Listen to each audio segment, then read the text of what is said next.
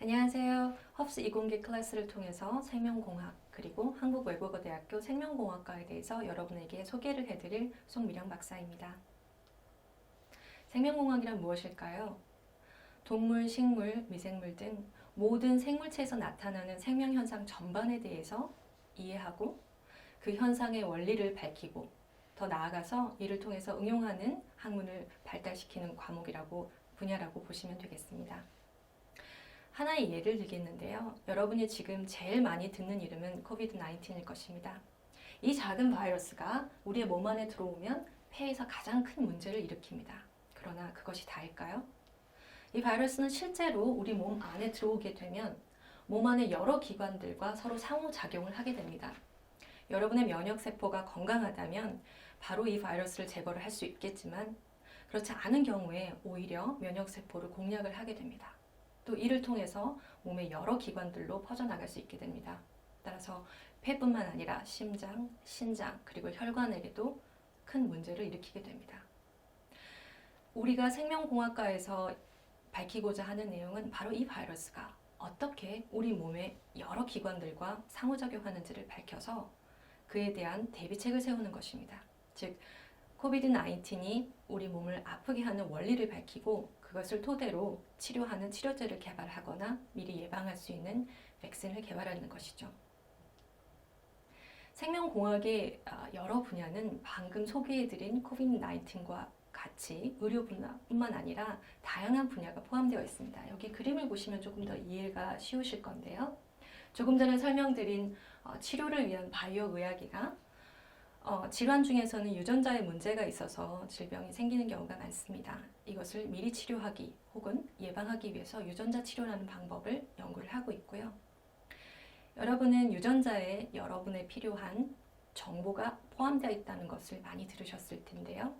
바로 DNA라고 하는 유전 정보 속에 있는 암호를 해독하는 것, 그리고 그것으로부터 만들어지는 실제 생체 안에서 기능을 할 수 있는 단백질들의 기능을 예측하고 또 새롭게 분석하는 분야인 바이오인포메틱스가 여기에 포함이 됩니다. 식량난은 세계 여러 국가들에서 문제가 되고 있고요. 앞으로 인류가 겪어야 할 큰 문제 중에 하나입니다.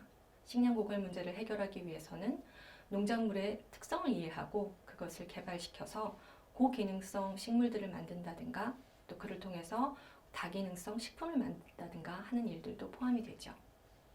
세포의 움직임을 열심히 공부를 해서 바이오메카닉스를 통한다면 우리가 마치 생체처럼 움직이는 로봇을 개발할 수도 있을 것이고요. 바이오칩과 같은 새로운 전자제품을 만들 수도 있을 것입니다. 그에 대한 연구도 진행을 하고 있고요. 또 환경 분야에서는 환경오염의 심각성을 여러분들이 잘 들어보셨을 텐데요. 이 오염을 제거하기 위해서 미생물들을 이용합니다. 이른바 바이오 레모데이션이라고 하는 분야인데요. 환경오염의 문제를 해결하기 위해서 우리는 많은 바이오를 이용하여서 일을 하고 있죠. 그리고 산업에 있어서 필수 요소인 여러 바이오 케미컬들 그리고 효소들에 대한 개발 그리고 새로운 것을 발굴하고 만들어내는 과정 또한 생명공학의 분야에 포함되어 있습니다. 이러한 생명공학의 전반 분야를 습득함으로써 한국외국어대학교 생명공학과에서는 어떤 교육 목표를 가지고 있느냐면 저희 학과에서 공부를 하게 되신다면 이러한 여러 분야의 생명공학 분야의 기술들을 익히고 그로써 선도할 수 있는 연구 개발에 선도할 수 있는 인재를 양성하는 것 그리고 더 나아가서 세계와 함께 교류하고 새로운 기술을 먼저 개발할 수 있는 인재를 양성하고자 하는 것이 저희의 교육 목표입니다.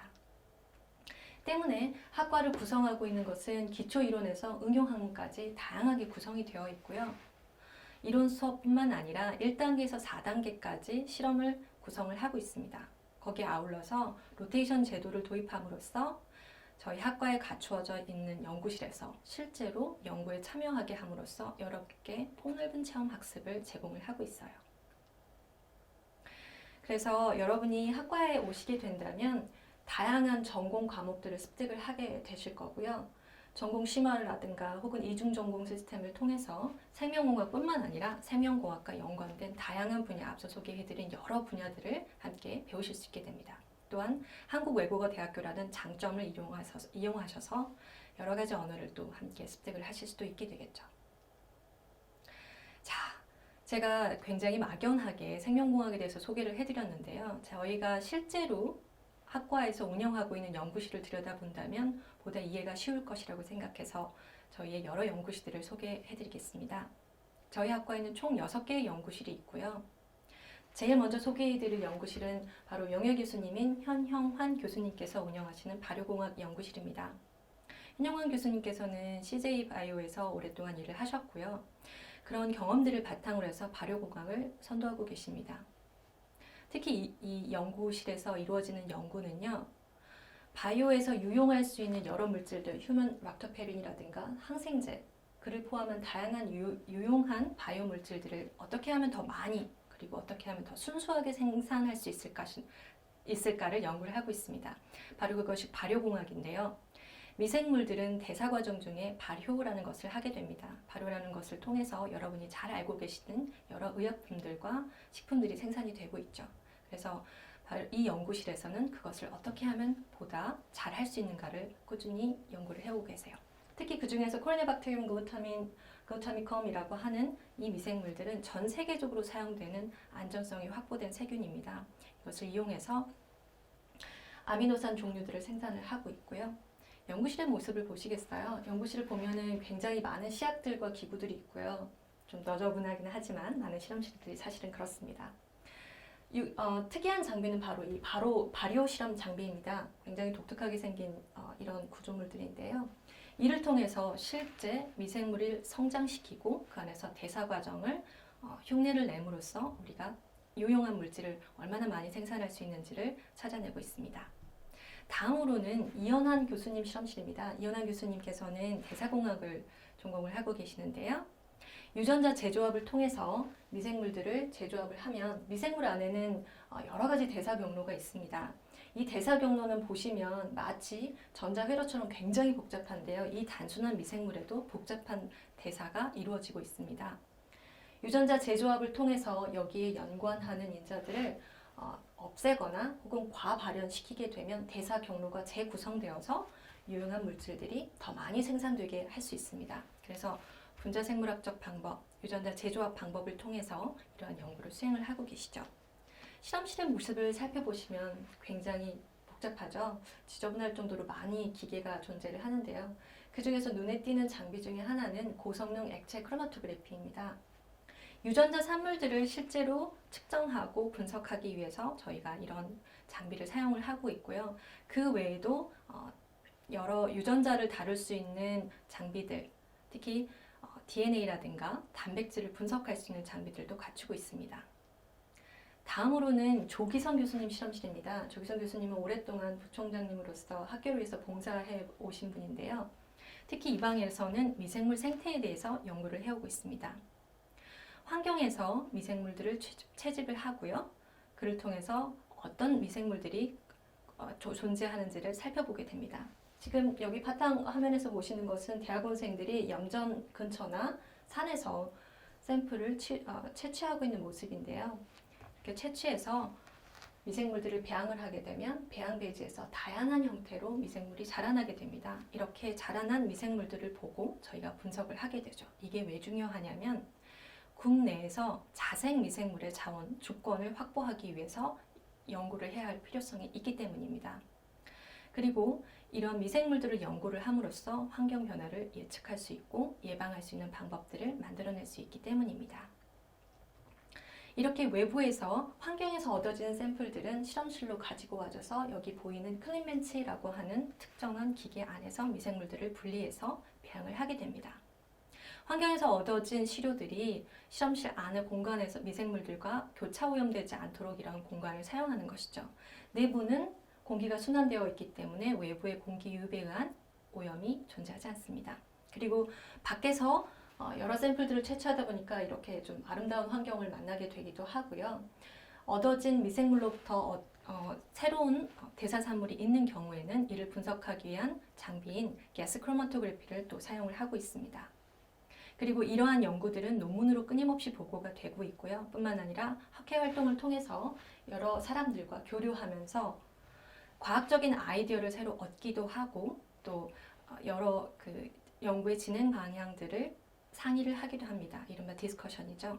그래서 이러한 일들은 학회 참여를 통해서 이루어지기 때문에 활발하게 학회 활동을 하고 있습니다. 다음으로는 권형만 교수님이 이끄시는 세포생물학 실험실입니다. 저희 학과에서 사실 대부분의 교수님들이 미생물을 주제로 일을 하고 계신데요. 유일하게 미생물이 아닌 진핵세포, 저희와 같은 동물세포를 이용해서 연구를 하고 계십니다. 동물세포 안에 있는 구조적 특성, 그리고 생리적 특성에 대해서 연구를 하시고 있고요. 최근 연구를 주로 하시는 분야는 바로 여기 보이는 이름이 굉장히 길죠. 간단하게 불러서 엔터C2라고 하는 복합체인데요. 여러분들은 지금 이 아래 그래프에서 보고 계시는 게 동그라미나 뭐 길쭉한 타원 모양 안에 있는 글씨들이 전부 단백질들의 이름이에요. 이러한 단백질들은 우리 몸에서 여러 가지 역할을 하고 있고요. 특히 세포 안에서 신호를 전달을 해서 외부 환경에 적응을 하게 합니다. 이때 mTORC2라고 하는 복합체는 mTORC1이라고 하는 굉장히 유사한 복합체와는 달리 여러 신호들을 전달하게 하는데 문제가 되는 것은 이것이 과다하게 일을 할 경우 암이 발생이 된다는 것입니다. 권영만 교수님 연구실에서는 이 복합체를 선택적으로 억제를 하면 암 발생이 억제가 된다는 것을 밝히신 바 있어요. 그래서 암 발생을 억제하고 암 치료의 효과를 높이려면 이러한 복합체를 선택적으로 억제할 수 있는 약물을 개발해야 한다는 것, 그리고 그것을 통해서 새로운 암 치료 효과를 낼 수 있다는 것을 연구를 하고 계십니다. 실험실의 모습은 전경은 굉장히 비슷한데요. 다른 점 하나는 바로 세포배양 벤치입니다. 맨 오른쪽에서 보시는 것이 세포배양 실험을 실제로 보고 계시는데요. 다양한 종류의 배지에서 동물세포를 배양할 때 동물세포는 고영양 배지를 필요로 하기 때문에 특히나 고영양 배지에서 주변으로부터 미생물이 오히려 더 잘 오염이 돼서 자라는 경향이 있습니다. 그래서 그를 배제를 하기 위해서 세포배양 벤치를 사용을 하고요. 그렇게 세포배양 벤치에서 동물세포를 기르게 되면 이러한 모양을 갖춘 세포들이 잘 자라나게 되죠. 여러분이 여기 보고 계시는 것은 가장 전 세계적으로 많이 사용하고 있는 동물세포 종류인 자궁경부암세포 힐라셀입니다. 이것의 특징을 관찰을 하고 효과를 보기 위해서 현미경들을 사용하고 있고요. 여기 보여지는 광학 현미경뿐만 아니라 위상자 현미경, 컴포칸 마이크로스코프 같은 것을 갖추고 있어서 저희가 실제로 실험을 하면서 세포의 변화를 면밀히 관찰을 해서 암 치료 효과를 검증하고 있습니다. 다음으로는 명희준 교수님 실험실입니다. 바이러스를 연구하시는 교수님 실험실인데요. 특히 바이러스는 코비드-19과 같이 우리 동물세포를 감염하는 것뿐만 아니라 다양한 종류가 존재합니다. 그 중에서 박테리오페이즈라고 하는 박테리아만을, 즉 세균만을 숙주로 사용해서 자라나는 바이러스를 연구를 하고 계세요. 박테리오페이즈는 실제로 환경에서 어디에나 존재를 합니다. 단 우리와 같은 동물세포를 아프게 하지 않기 때문에 크게 문제가 되지 않는 것이죠. 때문에 굉장히 다양한 종류가 존재를 하게 되는데 주변 환경에서 여러 수만 종의 페이지를 분리를 하고 이것을 비슷한 연구를 하는 사람들이 쉽게 가져다 쓸 수 있도록 국내 유일한 분양은행을 운영을 하고 계세요. 그래서 이를 통해서 신청을 하시면 페이지를 가지고 실험을 하는 것들이 가능해집니다. 이것들을 통해서 어떤 연구를 하고 계시냐면 박테리오페이지는 세균 안에서 잘 증식한 후에 자기가 더 이상 숙주가 필요 없어지면 세균을 터뜨리게 나오게 됩니다. 때문에 이를 이용해서 저희가 새로운 종류의 항생제를 만들 수가 있게 되는 거죠. 지금 현재 항생제 오남용으로 인해서 항생제 저항성을 가지는 세균들이 너무 많고요. 때문에 감염병에 걸렸을 경우 병원에서도 딱히 이 환자들을 치료할 방법이 없습니다. 그래서 새로운 종류의 항생제를 개발하는 것은 매우 중요한데요. 바로 이러한 연구를 진행을 하셔서 항생제 저항 세균에 작용을 할 수 있는 새로운 약물들을 개발을 하고 계시고요. 박테리오페이지는 상대적으로 유전자의 구조가 굉장히 간단합니다. 때문에 유전공학적 응용이 쉬워서 이를 엔지니어링해서 새로운 치료제를 만드는 것들을 진행을 하고 계십니다. 특히 암에 관심이 많으셔서 보시는 현미경 사진에서처럼 박테리오페이지 표면에 다양한 항암 물질을 표시를 시켜서 암 동물에 적용을 시키면 암 세포가 점점 줄어드는 것을 보여주신 적이 있습니다. 그래서 박테리오페이지를 이용을 해서 항생제뿐만 아니라 동물 세포에서 위험할 수 있는 질환을 치료하는 새로운 치료제를 만들고 계시고요. 연구를 토대로 기초 연구에만 머무르는 것이 아니라 실용화를 위해서 라이센텍이라는 회사를 설립을 하셔서 활발하게 활동을 하고 계십니다. 연구실 모습을 보고 계시는데요. 본 실험실은 굉장히 비슷해요. 다른 실험실들과. 다른 점은 항생제 저항세균들은 굉장히 유해하기 때문에 외부로 노출이 되면 환경을 오염시킬 수 있고 여러 사람을 아프게 할 수 있기 때문에 철저한 관리가 필요합니다. 그래서 생물 유해인자 2등급 실험실을 운영을 하고 계시고요. 이 케이지가 지금 여기 2개밖에 없지만 동물 실험을 하기 위해서 동물 실험실을 갖추고 있습니다. 역시 국내외 다양한 학회 활동을 하고 계시고요. 마지막으로는 제가 운영하고 있는 합성생물학 연구실입니다. 저는 감염 미생물의 숙주의 상호작용에 대해서 끊임없이 연구를 하고 있고요. 이를 바탕으로 합성생물학을 적용을 하고 있습니다. 감염 미생물학이라고 하는 분야는요. 감염 세균이 우리 몸에 들어왔을 때 숙주세포와 어떻게 상호작용하는지, 특히 이 감염 세균이 어떻게 면역세포를 피해 나가는지에 대한 연구고요. 그를 통해서 철이라고 하는 인자가 감염 세균과 숙주 간에 끊임없이 줄다리기를 하면서 경쟁 관계에 있다는 것을 밝혀낼 바 있습니다. 또한 우리 몸을 구성하는 것은 우리 몸의 세포보다 더 많은 미생물입니다. 이 미생물들은 이른바 마이크로바이옴이라고 하는데요. 외부에서 세균이 들어오게 되면 경쟁자이기 때문에 이들을 제거하기 위한 노력을 하고 있습니다. 따라서 감염 세균, 마이크로바이옴, 그리고 몸의 면역작용은 끊임없이 상호작용을 하고 있는데 이에 대한 연구를 수행을 하고 있고요. 이러한 감염 연구를 기반으로 해서 엔지니어링을 통해 새로운 치료용 세균들을 만들고 있습니다. 여기 소개해드릴 내용은요. 치료용 세균 중에서 특히 외부로부터 얻어진 유전자를 도입을 해서 항암 특성을 가지는 단백질을 발현을 시키고 세균에 장착을 함으로써 암으로 도달한 세균이 이 항암 물질을 적극적으로 전달하기 위한 장치입니다. 그래서 이를 통해서 암이 치료될 수 있음을 보여드린 바 있습니다. 실험실의 전경은 여타의 실험실과 굉장히 비슷한데요. 특히나 다량의 DNA를 빠르게 증폭하기 위해서 PCR 장치를 갖추고 있고요. 얻어진 DNA나 단백질을 분석할 수 있는 분석 장치를 갖추고 있습니다. 뿐만 아니라 학과에서 공통적으로 사용하는 고순도의 고용량의 단백질을 정제할 수 있는 FPAC 장비를 갖추고 있습니다. 학회 활동을 열심히 하고 있고요. 여기까지 이렇게 여러 가지 저희들이 하고 있는 연구들을 소개를 해드렸는데요. 여러분의 미래 그리고 현재와 어떤 연관이 있을까요?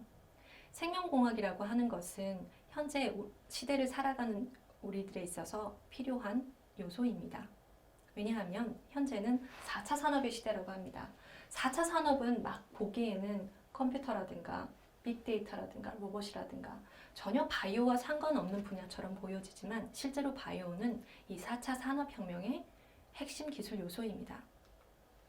바이오라고 하는 것을 통해서 우리가 새로운 식량 작물을 개발을 할 수도 있고요. 바이오를 응용을 해서 나노 테크놀로지를 개발할 수도 있고요.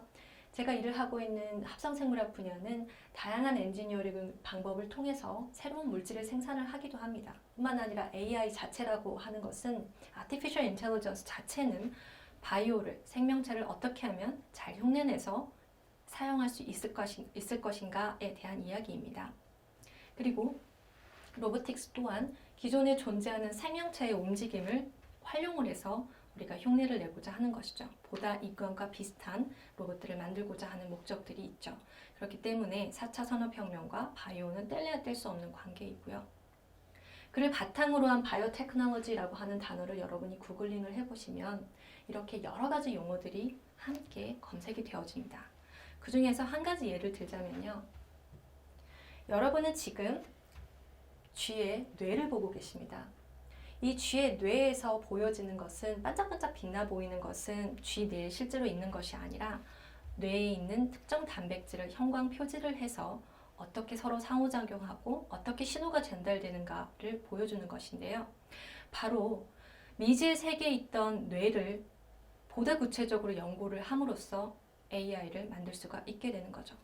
뿐만 아니라 여러분이 많이 들어보셨을 3D 프린팅입니다. 기존의 3D 프린팅은 3차 구조를 가진 물질을 플라스틱을 통해서 프린팅을 하는 것인데요. 생체에 적합한 물질들을 개발해서 만들고 프린팅을 함으로써 인공장기마저도 여기 보시는 것은 귀예요. 이 귀는 모양만 귀가 같은 것이 아니라 귀가 할 수 있는 기능을 그대로 흉내내는 장치입니다. 그래서 인공장기를 만드는데도 바이오가 기여를 하고 있고요. 식물을 엔지니어링을 하면 극악한 환경에서도 더 이상 식물이 자라지 못하는 것들이 없어질 수 있게 됩니다. 특히 여기에 있는 하나의 예는요.